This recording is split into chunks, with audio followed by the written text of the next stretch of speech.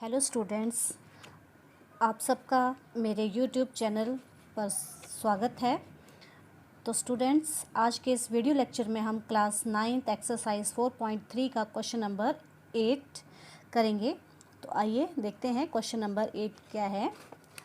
In countries like USA and Canada temperature is measured in Fahrenheit where as in countries like India it is measured in Celsius. Here is a linear equation then converts Fahrenheit to Celsius. F is equal to 9/5 into C plus 32। Question है कि America और Canada जैसी countries में जो temperature है Fahrenheit में मापा जाता है और इंडिया जैसी कंट्रीज़ में जो टेम्परेचर है सेल्सियस में मापा जाता है। तो हमें यहाँ पर फ़ारेनहाइट और सेल्सियस में जो रिलेशन होता है उसकी कंडीशन दी है, रिलेशन दिया है। ठीक है, तो हमारे पास अगर सेल्सियस में टेम्परेचर दिया है तो हम फ़ारेनहाइट की वैल्यूज़ जो है वो निकाल सकते हैं। तो हमें इस क्वेश्चन के 5 पार्ट्स दिए हैं, तो हम 1 बाय 1 इन क्वेश्चंस को करेंगे। तो आइए सबसे पहले हम करेंगे इस क्वेश्चन का पार्ट 1। ठीक है, पार्ट 1 है draw the graph of linear equation whose using Celsius for x axis and Fahrenheit for y axis. तो स्टूडेंट, हमने इस इक्वेशन के लिए, लीनियर इक्वेशन के लिए ग्राफ प्लॉट करना है। ठीक है, हमने एक्स एक्सिस पर सेल्सियस टेम्परेचर लेना है और वाई एक्सिस पर फ़ारेनहाइट।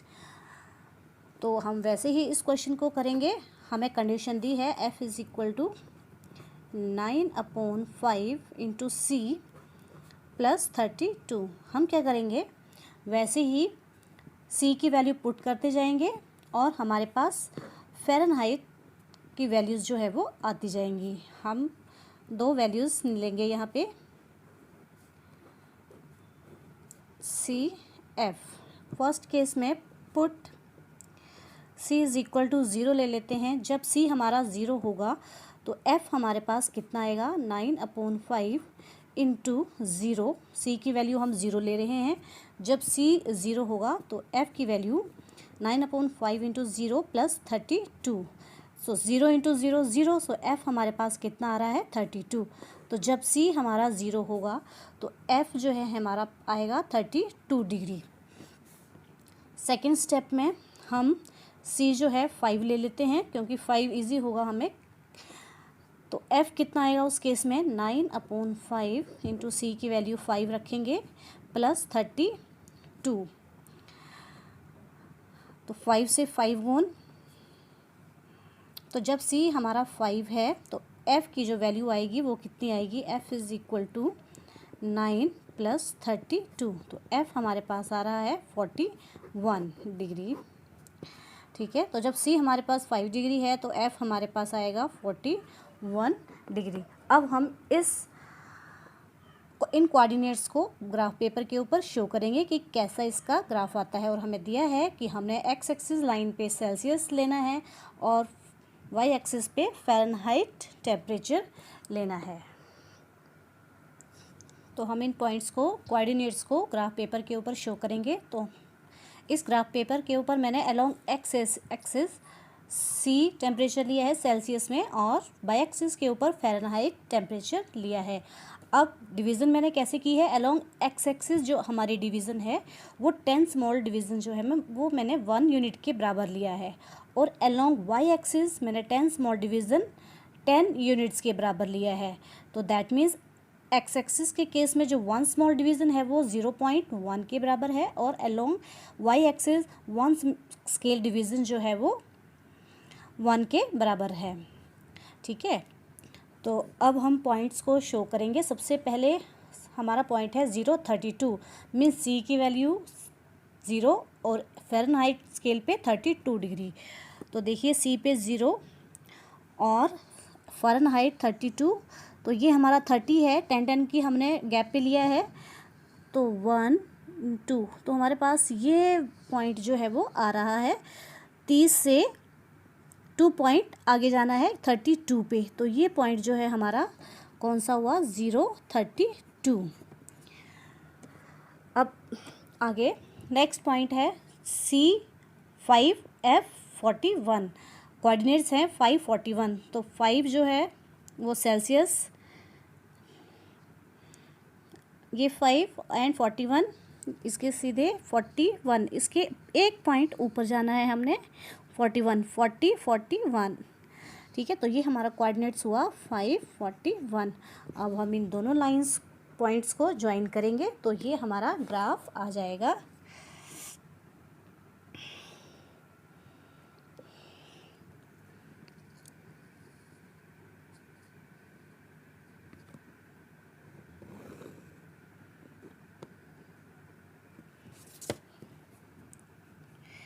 इसको आगे तक बढ़ा देंगे तो आप लिख सकते हैं ये कौन सी इक्वेशन का ग्राफ है जो हमारे पास रिलेशन दिया था, f is equal to 9/5 into C plus 32। इस लीनियर इक्वेशन के लिए हमारे पास ग्राफ आ चुका है, ठीक है। अब हम इसका सेकंड पार्ट देखेंगे। सेकंड पार्ट है, if the temperature is 30 degree Celsius then what is the temperature in Fahrenheit. कि हमें जो टेम्परेचर है वो 30 डिग्री सेल्सियस दिया है, मतलब जो सेंटीग्रेड में टेम्परेचर है वो 30 डिग्री है, तो हमें फाइंड आउट करने को बोला है फ़ारेनहाइट स्केल के ऊपर टेम्परेचर। तो देखिए इसका सोल्यूशन सेकंड पार्ट का। तो हमारे पास गिवन इक्वेशन क्या थी, गिवन इक्वेशन एफ किसके बराबर दिया था, 9/5 into C plus 32, this is the given relation. अब हमें c कितना दिया है, जो c की वैल्यू है वो 30 डिग्री है, then put c is equal to 30 degree. अब हम c की वैल्यू 30 रखेंगे तो हमारे पास फ़ारेनहाइट की वैल्यू जो है वो आ जाएगी, f is equal to 9/5 into 30 degree plus 32। तो दिस इम्प्लाइज 5 से 30 cancel out, 5 6 are 30, so this implies 9 6 are 54 degree plus 32 degree. So f हमारे पास कितना आ रहा है, 4 2 6 8 86 डिग्री, ठीक है। What does it mean, it means that जब हमारे पास c सेंटीग्रेड में टेम्परेचर 30 डिग्री होगा तब उस केस में हमारा जो फ़ारेनहाइट स्केल पे जो टेम्परेचर है वो कितना आएगा, 86 डिग्री। अब इसके बाद हम इसका थर्ड पार्ट देखेंगे। इसका थर्ड पार्ट है, if the temperature 95 degree Fahrenheit then what is the temperature in Celsius. अब हमें Fahrenheit is equal to 95 degree दिया है तो हमने सेंटीग्रेड में इसका टेम्परेचर जो है वो फाइंड आउट करना है। तो देखिए सोल्यूशन, गिवन इक्वेशन क्या थी हमारे पास, f is equal to 9/5 into C plus 32। अब हमारे पास f कितना है, given f is equal to 95 degree. अब हम ये वैल्यू जो है वो इस इक्वेशन में रखेंगे, this implies 95 degree is equal to 9/5 into C plus 32। अब हमने यहाँ से c जो है फाइंड आउट करना है। तो सबसे पहले 32 जो है वो इस साइड लेफ्ट हैंड साइड जाएगा, तो 95 degree minus 32 degree is equal to 9/5 into C. अब माइनस करेंगे, 5 में से 2 गए 3, 9 में से 3 6 is equal to 9/5 into C. अब उसके बाद हमने c की वैल्यू फाइंड आउट करनी है, तो ये जो हमारी न्यूमेरिकल वैल्यू है वो दूसरी साइड चली जाएगी। और हमें पता है कि जब भी कोई चीज़ हम दूसरी साइड लेके जाते हैं तो वो चेंज हो जाती है, जैसे जो डिवीज़न में है वो मल्टीप्लाई हो जाएगा और जो मल्टीप्लाइड में है वो डिवीज़न में डिवाइड हो जाएगी। सो दिस इम्प्लाइज, सबसे पहले हम इसको उल्टा लिख लेंगे, 9/5 इज इक्वल टू 63, तो c इज इक्वल टू 63 क्रॉस मल्टीप्लिकेशन 5 ऊपर और डिवीज़न में 9 नीचे डिवाइड हो जाएगा। अब जो कैंसिल हो रहा है उसको काट दीजिए, 9 7 आर 63, सो दिस इम्प्लाइज सी हमारे पास कितना आ रहा है, 35, 7 5 आर 35, ठीक है। तो जब फ़ारेनहाइट स्केल पे जो टेम्परेचर अगर हमारा 95 डिग्री होगा तो उस केस में हमारा जो सेल्सियस पे टेम्परेचर कितना आएगा, 35 डिग्री सेल्सियस। तो ये था हमारा थर्ड पार्ट। अब इसके बाद हम फोर्थ पार्ट देखेंगे। उसके बाद फोर्थ पार्ट है, if the temperature is 0 degree Celsius then what is the temperature in Fahrenheit, and if the temperature is 0 degree Fahrenheit then what is the temperature in Celsius. Meaning कि जब हमारे पास C 0 दिया है तो उस case में हमने F की वैल्यू फ़ारेनहाइट टेम्परेचर निकालना है, और सेकंड केस में हमें फ़ारेनहाइट की जो टेम्परेचर है वो 0 डिग्री दिया है, तो उस केस में हम सेल्सियस टेम्परेचर निकालेंगे। तो आइए सॉल्यूशन। Case 1, when